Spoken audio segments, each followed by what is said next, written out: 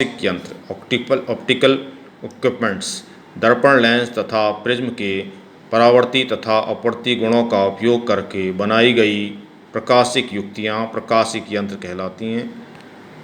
इनके मुख्य उदाहरण हैं नंबर 1 मानव नेत्र, नंबर 2 दूरदर्शी, नंबर 3 सूक्ष्मदर्शी। मानव नेत्र में उत्पन्न दोष तथा उनका निवारण। मानव नेत्र में मुख्यतः 3 प्रकार के दोष होते हैं। नंबर 1 निकट दृष्टि दोष, नंबर 2 दीर्घ दृष्टि दोष, नंबर 3 अबिंदुक दृष्टि दोष। निकट दृष्टि दोष, इस दोष में मनुष्य को दूर की चीज़ें स्पष्ट नहीं दिखाई देती, अतः यह दृष्टि दोष निकट दृष्टि दोष कहलाता है। इस दोष में दूर की स्थित वस्तु का प्रतिबिंब रेटिना से पहले ही बन जाता है। यहाँ पे आप देखेंगे कि यदि कोई वस्तु दूर रखी हुई वस्तु P बिंदु पर रखी है तो यहाँ से आने वाली प्रकाश किरणें नेत्र लेंस से अपवर्तन के पश्चात रेटिना से पहले ही मिल जाती हैं, अतः वस्तु का प्रतिबिंब अस्पष्ट दिखाई देता है। इस दोष को दूर करने के लिए हम अवतल लेंस का प्रयोग करते हैं, अतः वस्तु तथा नेत्र लेंस के बीच में यदि हम अवतल लेंस को रखेंगे तो यह अवतल लेंस आने वाली किरणों को फैला देता है, जिसके कारण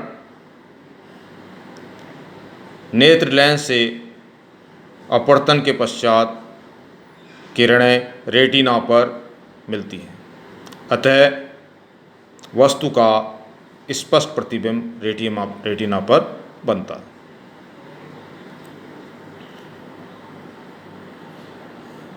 दूर दृष्टि दोष, जब कोई व्यक्ति नज़दीक स्थित वस्तुओं को स्पष्ट नहीं देख पाता तो उसके नेत्रों में यह दोष दूर दृष्टि दोष कहलाता है। यहाँ पे एक चीज़ आप देख रहे होंगे कि ये चीज़ें अपोजिट हैं।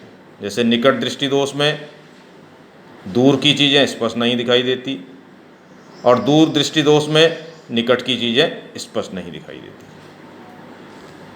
इस दोष में नज़दीक स्थित वस्तुओं का प्रतिबिंब रेटिना के पीछे बनता है। यहाँ पर आप देख रहे हैं यह बिंदु जो है P बिंदु पर अगर कोई वस्तु रखी है, ये नज़दीक है, यानी 25 सेंटीमीटर के आसपास या उससे नज़दीक की दूरी है, तो यहाँ पर रखी हुई वस्तु का प्रतिबिंब जो है, वस्तु से चलने वाली जो किरणें हैं इन नेत्र लेंस से अपवर्तन के पश्चात रेटिना के पीछे मिल रही हैं, अतः प्रतिबिंब P' पर बन रहा है।